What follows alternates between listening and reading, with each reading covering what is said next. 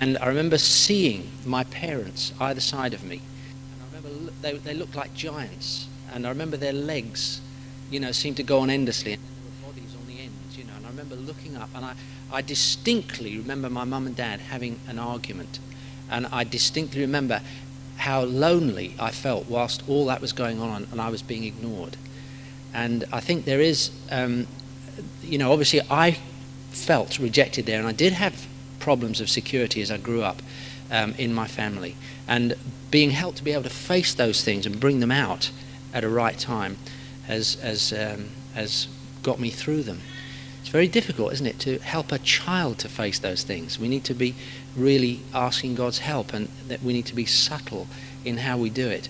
But it really is important that we get clear the difference between rejecting the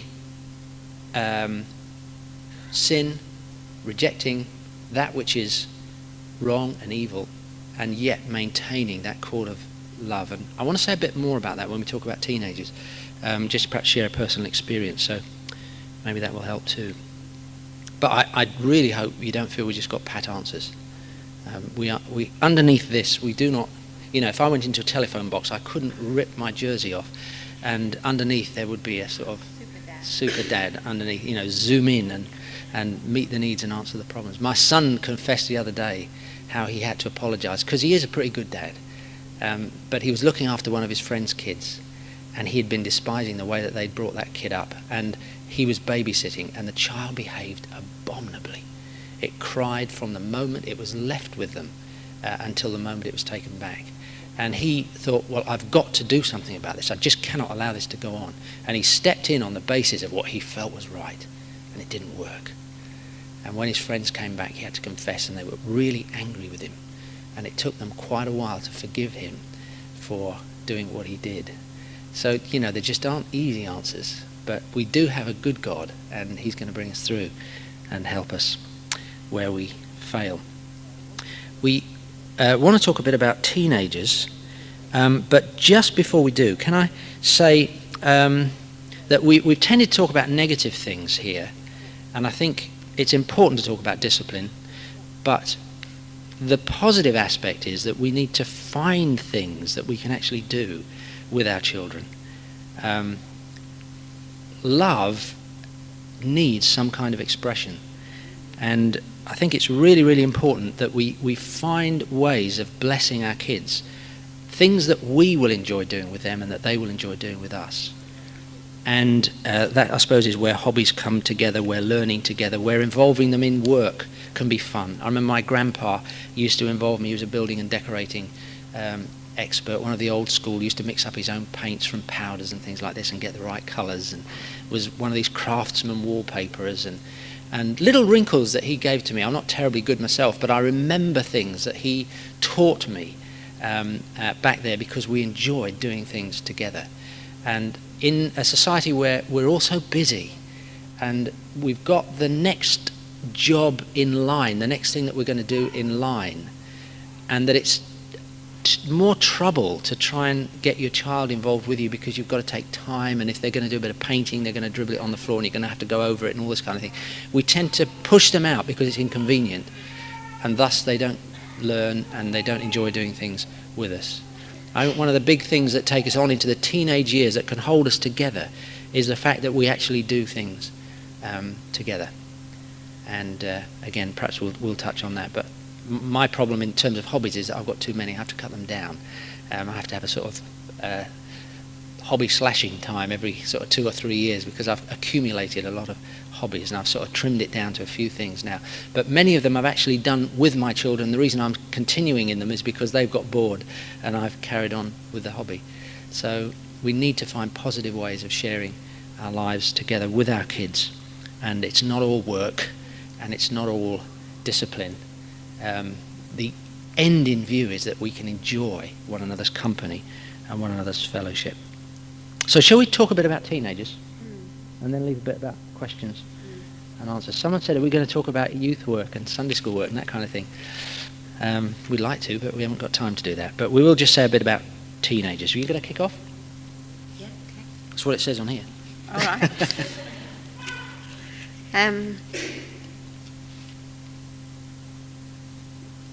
Excuse me a minute.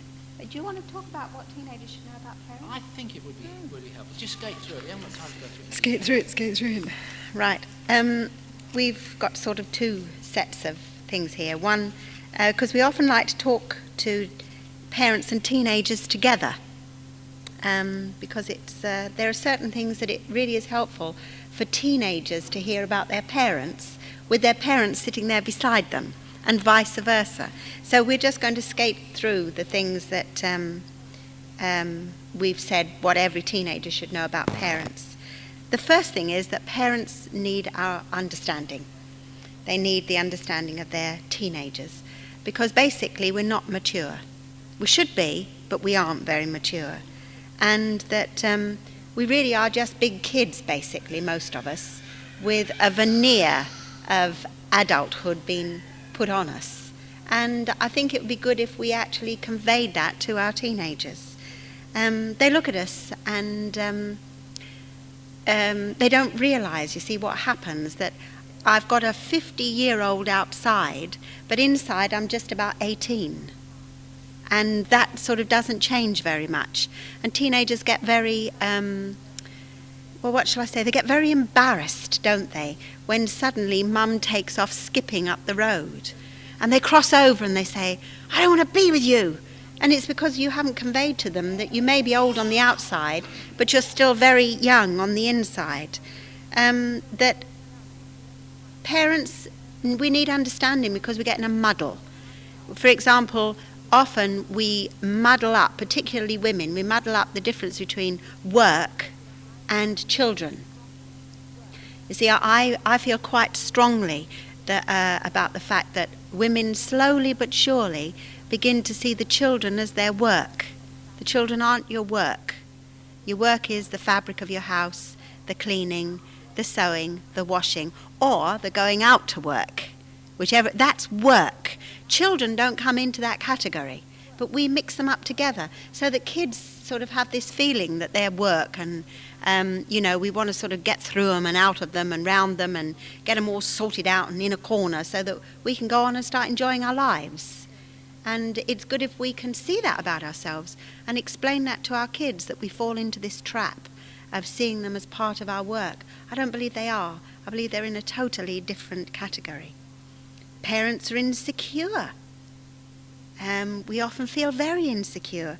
We look at our teenagers and we think, oh, blow, where do they get their energy from? Where do they get their strength from? Where do they get their gift from? Where do they get their money from? We get insecure in all of these areas, and we aren't good at conveying that to them. We forget. There's a super song that I used to hear when I was a girl, and I haven't heard it for years, but it said, why can't they be like we were, perfect in every way? What's the matter with kids today? And we forget. We forget that we were far from perfect, and we don't convey that.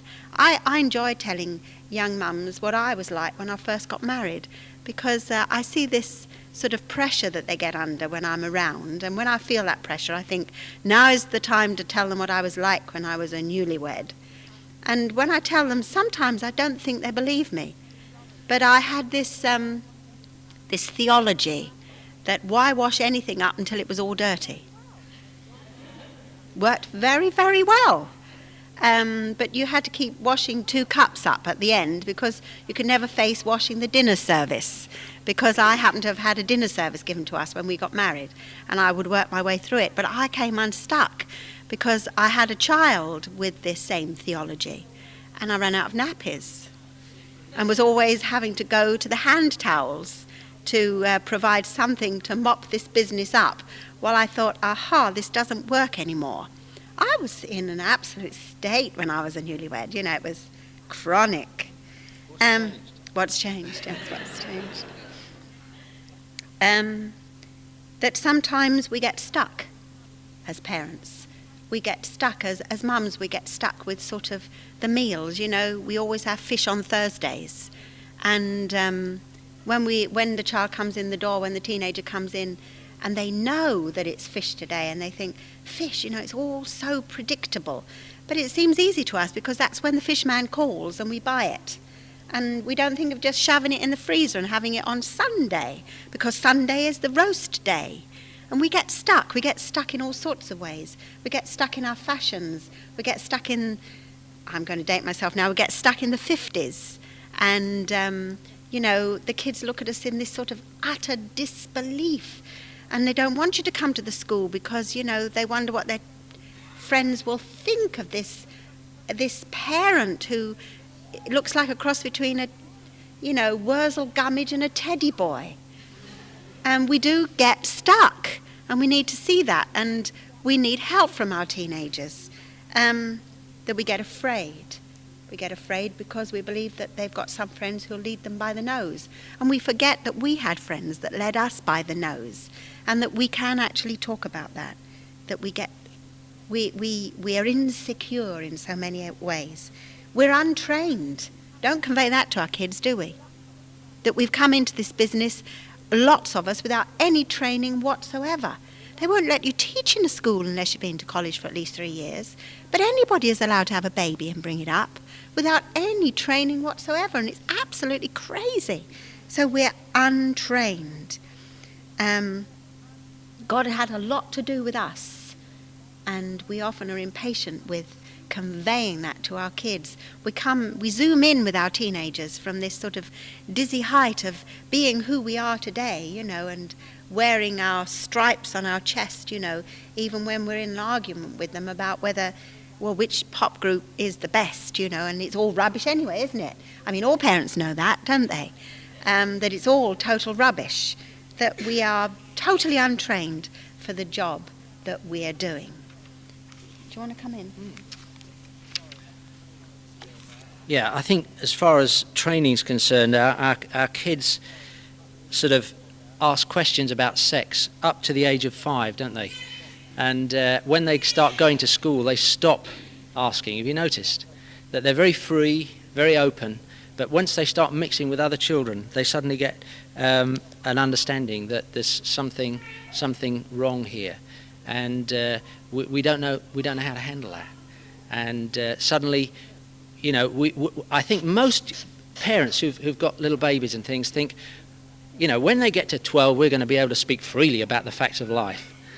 But we just don't realise that something happens out there when they go into the big wide world. And as Christine said, we've had no training. Nobody tells us how to bring up kids, really. The church has been just as bad. I mean, we're rectifying it now, but we've just assumed that all of these things are second nature.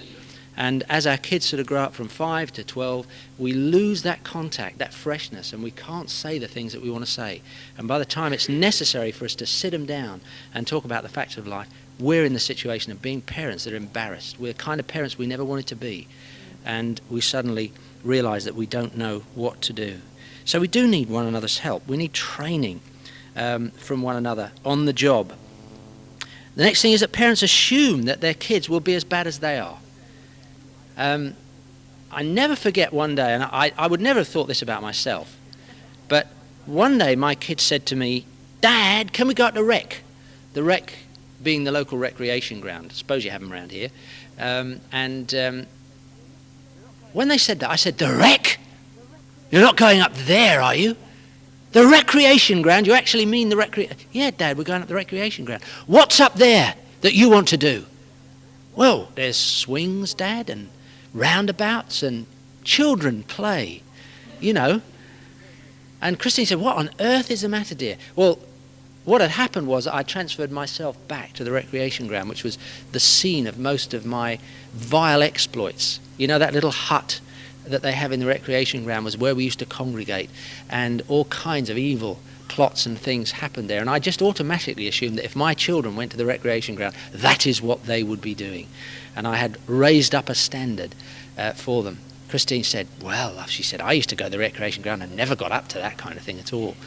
So I suppose on the one hand you've got naivety, on the other hand you've got suspicion.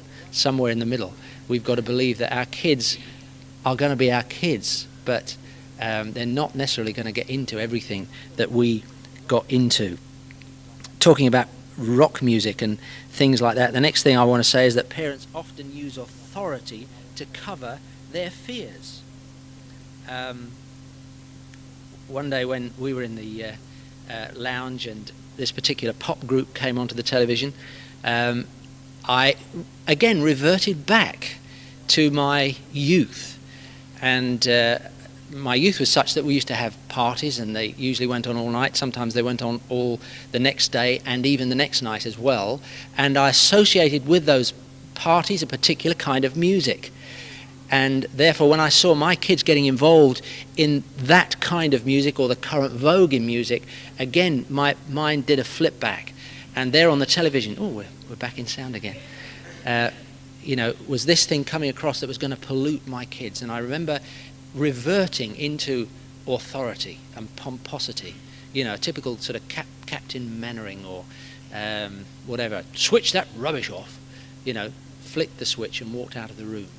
And as I walked out of the room, the Lord said to me, "Son, who said that was rubbish?"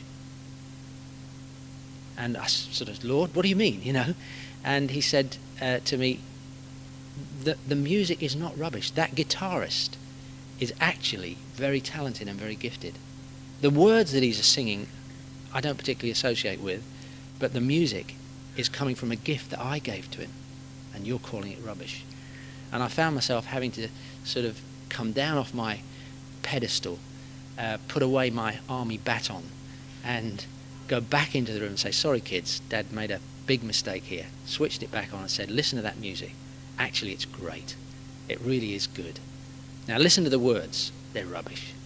And we immediately had a point of contact where we could look objectively at what was coming out of that screen.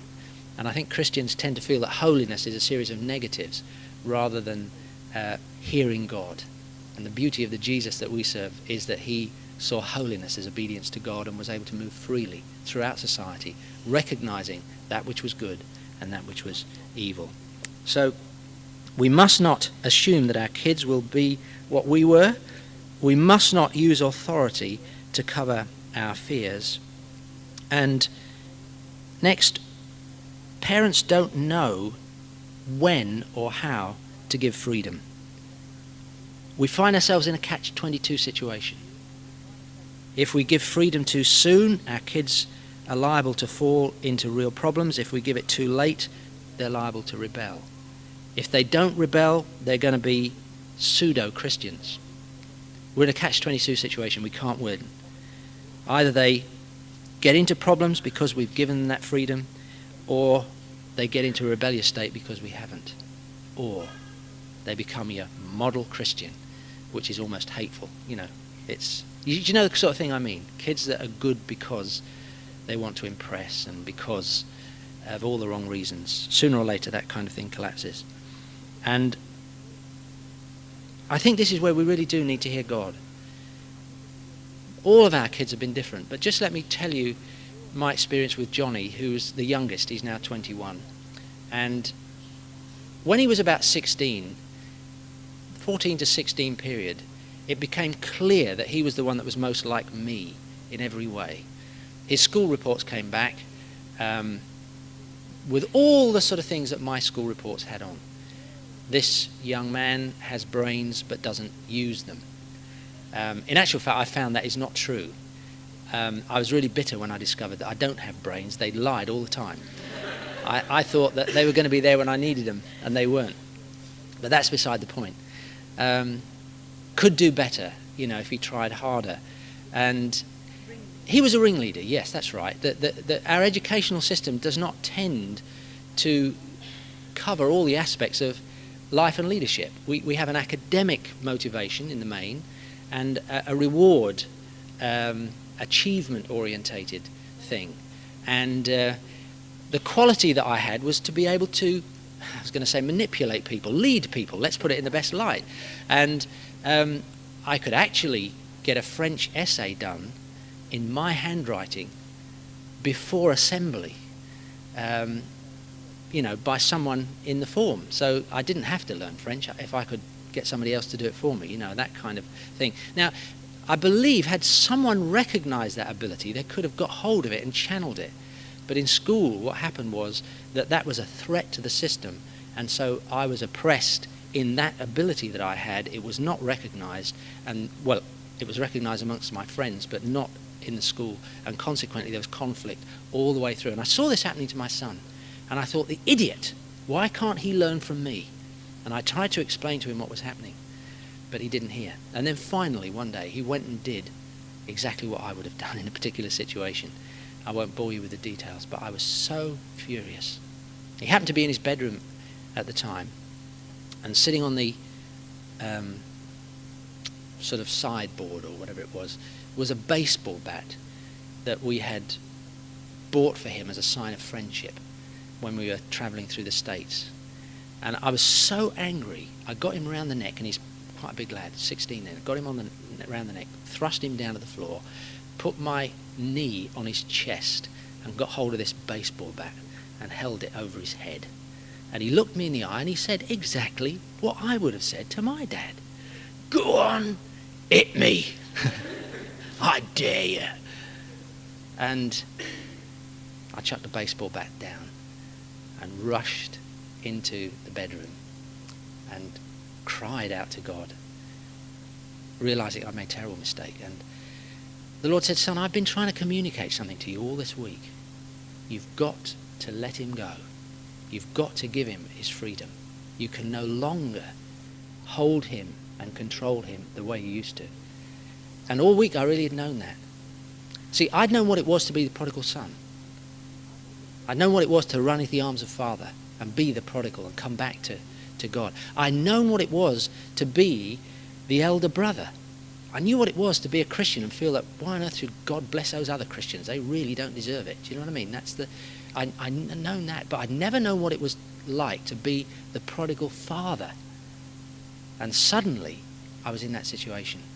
And the Lord said, "Son, you have got to let him go." And I was able to walk, because of God's help, into the bedroom and look Johnny in the eye and say, "Son, I'm really sorry for what I've done. You are now an adult. You have freedom. You can do virtually what you like. Not in my house, but you're a free agent now. You know what I believe. You know where I stand. I love you, and I want to continue loving you." And we entered into a new era together. We broke down and fell on one another's shoulders. He wept, I wept. And we established a relationship at that point which I can understand that the Father did with the prodigal. He gave him his freedom. He opened the door, and he let out the cord of love. And I can honestly say, from that day to this, and it's about 5 years now, that our love relationship has intensified as time has gone by. John, who had made a commitment to Christ, and I believe still acknowledges God, but is in no way behaving like a Christian. And yet the door is open, and I know that he's free to come through that door at any time. And that's what it's all about. Now again, there's no easy way of doing this, but teenagers need to somehow understand the problems that we face, and maybe they need to see us in our weakness, saying, "Look, we've done it wrong, please forgive us, but now you're free. We don't agree with the way you're going to live, but we're going to give you your freedom. If you do that in my house, I'm really sorry, I can't allow it, but I'm still going to love you. I'm never going to stop loving you." And I believe that that's a very, very important thing, and a principle that we can learn from God as to how to bring up our kids. We use it in terms of the unsaved coming back to the Heavenly Father, which is great, but I think there's a real principle there for us in terms of how we behave with our teenage children. Chris? We treat our teens like children, but we expect them to react like adults. It's not on, really, is it? That we make terrible mistakes in that way. I think that we need to see that a change has come. We're at the point of change. I know that God spoke to me very much about this a few years ago, and I spoke to the leaders at home and suggested that we had a sort of party when a young person came to the point where they felt that they were actually going to throw their lot into the church, that we had a party and that we invited them and celebrated them coming into the adult world, as we put it. And we've had one or two of those now. The women have got together with the girls, and the men have got together with the boys, and we've had one or two parties where the young person has invited both sexes. They've been quite different to one another. it isn't bar mitzvah, which is a Jewish way of doing things, but something quite similar to that. And it's been very good actually for the parents concerned, because it has changed things. You see, when you say you're part of the church, the teenager suddenly is in the adult world and must start reacting differently. If they've got a problem now with mum or dad, that they can't just rant and rave or go off them anymore. They can actually ask someone else in the church to come and sit in on the problem and talk it through with them. It does give a teenager a sense of being very secure and being responsible in certain ways. We have to change. I believe that we find it difficult, parents, to change when it comes to a simple thing like confidentiality. All parents love sharing these little anecdotes about their children. You mustn't do that as they grow up. Your children will hate it, and your teenagers despise it, and they stop confiding in you because they discover there is no confidentiality, that you just share it with anybody because they're your children. And you haven't seen now that there is something of maturity in them, an adult in them, that wants to share something without it going any further. And we don't often acknowledge that. See, we look at our culture and we say that to be an adult, you need to leave home. That's what our culture says. That when you marry, you set up a different household. You leave home. That's what our culture says. But who says that's Christian? That our children have a possibility of maturing in our home. They haven't got to leave home to do it. And we equate leaving home with becoming mature. And that some of our children have found their maturity all of them have found their maturity in the family and have come to a place where they've married and not wanted to leave home because there's been no necessity to leave home to get married. And our first one to get married, our son Matthew, he and his wife said, "Do we have to continue to look for this flat? There is enough room here and we don't feel that we need to go off somewhere to do something over here that has got to be divorced from the family." And so they lived with us and are still living with us 9 years later. Our eldest daughter, they came to live with us, my eldest daughter and her husband. They came to live with us, and the pressure there for them to leave in the end was that they were having too many children. We didn't have enough room. There are other reasons for pulling apart. That if we can begin to treat our teenagers with respect and it's always amazing to me, take this whole business of pop music, which in some ways is a mystery to me, but my son is educating me.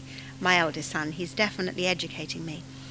And it's a tremendous thrill to me to sit and watch Top of the Pops with them, with my son and his family, because he watches it with the television control in his hand.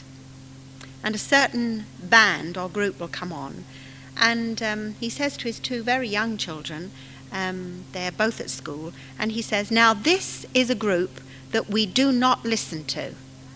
They're anti-God, they're anti-everything. We switch them off. Off it goes. We wait the 4 minutes and then on it goes again." And he teaches them about people's attitudes, the lyrics, the music. And I sit there and I think, where has he got all this from? And he's doing a very good job of it. And it's really funny because now when we're out, if I take Victoria, the oldest one, out with me and the television's on, she will nudge me and she'll say, "This is a group we shouldn't be watching, Grandma." And I think, ooh, right, well, let's do something else then. So we need to encourage our teenagers into being adults, into having responsibility. And finally, we really do expect our kids to have learned in 6 months what it's taken us 20 years to learn. We really need to see that we have this sort of attitude that suddenly the light breaks, doesn't it? And you've really seen something, and then you can't understand anybody else who hasn't seen it. It's the same with being a Christian. We walk through the world thinking, why don't they see that they need to be saved? Why don't they see that they need Jesus? The truth is they don't. But then neither did we for however many years it was. But we have this attitude that we expect them to learn things overnight, and we get very impatient when they don't. And I believe that we need to see that that is really wrong, that we need to have the patience with them that God's had with us. And there are some areas where I'm as still, over certain issues in my life, as short as two thick planks. But God is still there for me. He's still there with me. He still talks to me, and he still loves me, and he still understands me. And we need to convey to our teenagers that we want to be like that to them too. Pick it up again. Yeah, just a couple more minutes, and then we'll spend the last 10 minutes in questions, if that's okay. Thinking about what Christine was saying about expecting our kids to learn. I remember walking out of the nursery on one occasion, well, not the nursery, sorry, out of the one of our kids' bedrooms, saying, "Have you said your prayers?" You know, and the Lord said, as I closed the door, "Have you said yours?" And we haven't said anything about education. I happen to believe that there are two ways of educating our kids. One is by committing them to God and sending them up the road and praying like mad. And if we do that, then let's also invade the school.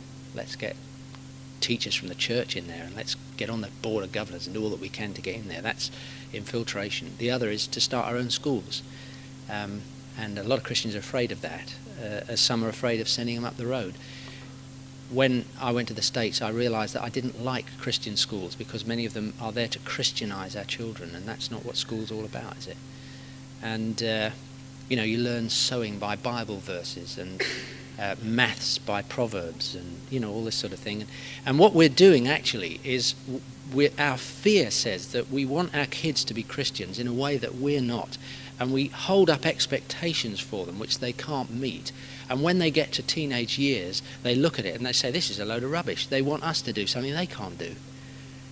And really what we've got to do is be really real with our kids, open about our weakness and our failures, and not raise these banners of expectation. Have you said your prayers?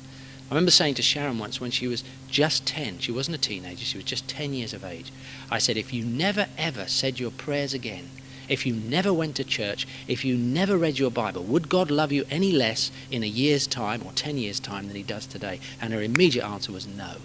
God loves me. And I suppose that may have come out of the fact that we had to repent of trying to put Christian standards on them, which we weren't making ourselves. And in some way we were able to communicate that God loved them anyway. I think this is particularly relevant when they come to teenage years, because we have our standards, we have our Christian standards, our non-Christian standards, and we end up with a kind of pseudo-spirituality that we want them to get into that we're not living in ourselves. We have to ask God's forgiveness for that. So our schools, our Sunday schools, our churches, our homes must be places of reality, where we have aspirations of where we want to go in God, but a realization of where we are and how frail we are in our attempts to get there. Just let's give you some headlines on some of the things that every parent should know about their teenagers. Teenagers are basically only parents who aren't grown up. They have the luxury of being able to criticize without being made to make it work. They can look at what we're doing and they can criticize it and they can turn it upside down, but they don't have to make it work. I was listening to a teenager that's come into our fellowship just last night. I happened to go into the office and she was sitting there with some of her friends. They were doing their homework in the office, and she was pontificating about the person that she was living with. She's a girl that's just got converted, just come to live in the fellowship. But I mean, the criticism was diabolical, it really was terrible. And I had to bite my tongue because I knew I was going to get into an argument with her. And I managed to bite my tongue long enough, and when I left, I was able to say, I hope in a kind of tongue-in-cheek manner, my dear, I don't know why you're not the Prime Minister of England. I'm sure you're doing better than Mrs. Thatcher. She was pontificating about the family that she was in and the way they did things and everything else. Couldn't see any weakness in herself at all. Secondly, teenagers haven't discovered that some of their world-changing ideas aren't going to work. Kids up to 5 years of age are amazed that Dad knows everything there is to know in the world. From 5 to 12, things change. Dad knows nothing, and teacher knows everything. My teacher says. From 13 to 20, Dad knows nothing, teacher knows nothing, they know everything. After 20, they're absolutely amazed at how much Dad has learned recently. Teenagers have been geared to appreciate gift. I'm just sort of skating through these things because I want to leave these last 10 minutes. To appreciate gift. Our society elevates gift. It elevates ability in the sporting world, in the artistic world.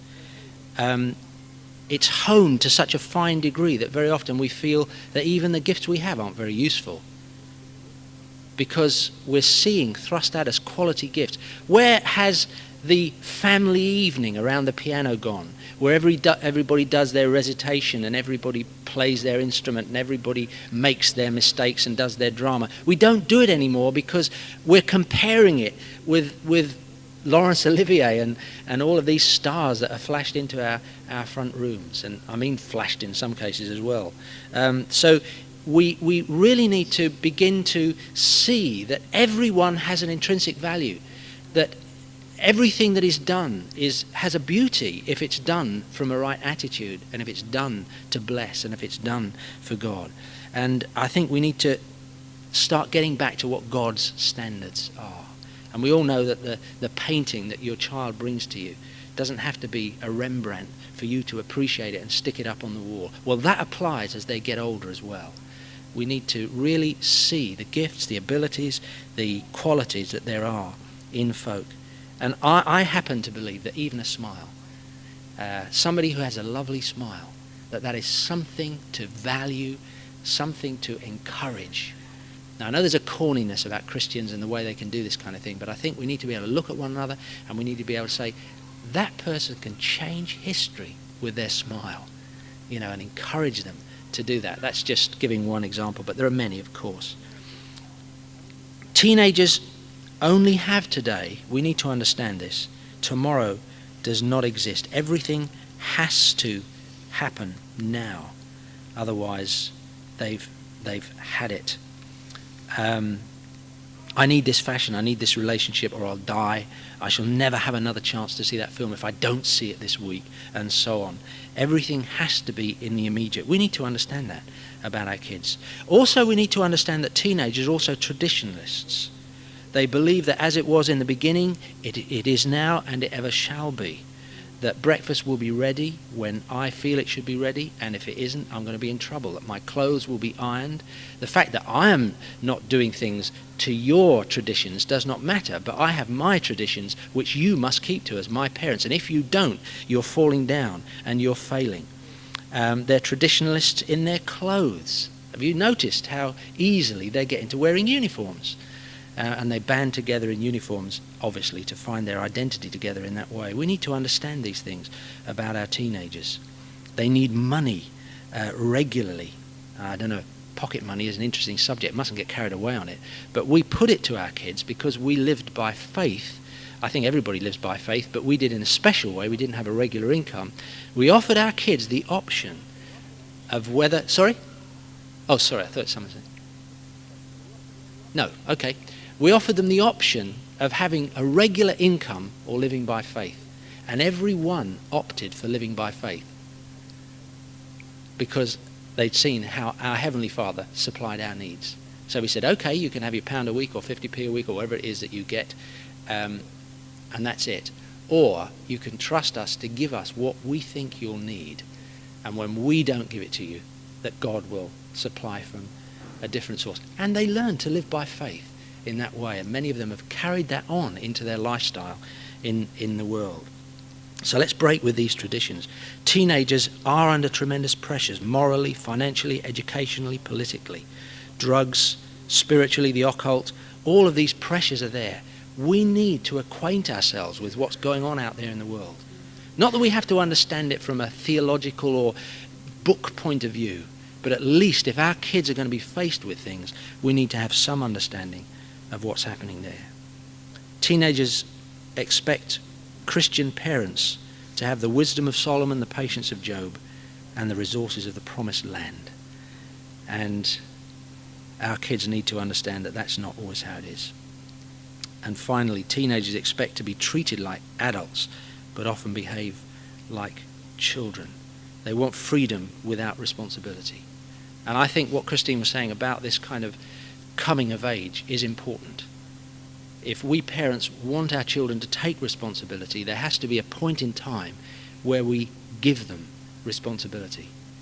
And I think the Jews were very good at this. They began to say, you are now in the adult world. If you have a problem with your parents, you have a right to question it. You have a right to go to the elders of the church. You have a right, as a part of the community in which we live, to put your point of view, to be heard. And I think that's part of the process of letting kids grow up, is letting them know that there's a point in time where they can communicate, where their opinions are valued, where they have a platform. And we have actually said to some of these kids when they come to this time, that if you have a problem with your mum and dad, and of course their mums and dads have to agree to this, that you can go and talk to somebody else about it. They may be wrong, you may be right. And it's produced a kind of peace, and it's helped lots of couples through, and teenage kids through, in their times of crisis. I think we've really got to stop there, and I've already taken more time than I wanted to. And if there are one or two questions or comments just for the last 5 or so minutes, we'll pick them up. If not, we'll just pray, and you can all go home and enjoy the rest of this lovely Saturday together. Any questions?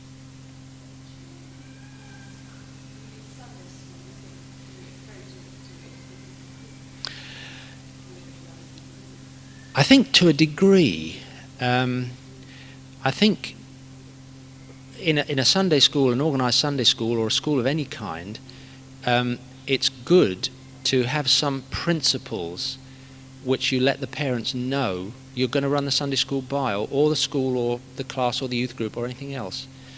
But I think with a Sunday school it is a little bit different, say, to a school, and there is a limit to what you can do, and the discipline must be related perhaps to whether they can actually attend the class or something like that, whether they have to be put out of the class. It's not an easy one, but I don't think without the permission of parents that you can rush in and start sort of disciplining in a heavy-handed way kids that have been put in your care.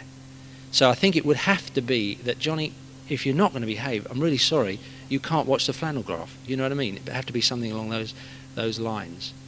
But it's probably good that wherever we're bringing kids together like that, that we let the parents know what our style of leadership is and how we're intending to run the Sunday school, and where they can be contacted if there are problems that arise whilst the kids are in our care. Christina said that we've had people living with us and children living with us, and we've always tried not to overrule the authority of the parents so that they have an identifiable source of authority. If I take authority, it's because it's been delegated to me by the parents, not because I take it. So I think that's important in any situation. Yeah. Yeah.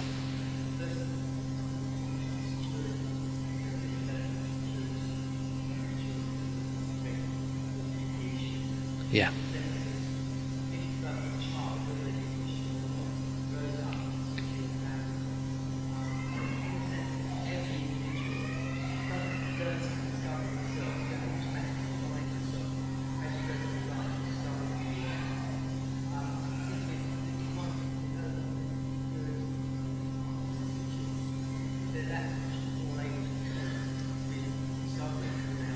Yeah. Yeah.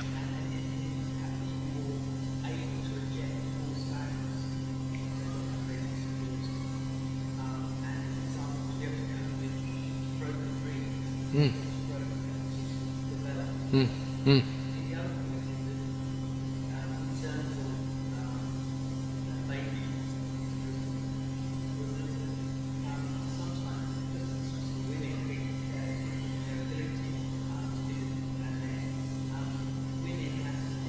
Qualities. Yeah, yeah.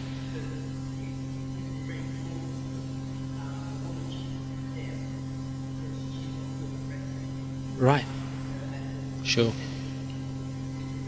Mm. Mm. Yeah. Yeah. And even, if we consider breastfeeding to be good, if a woman can't do it, God's going to work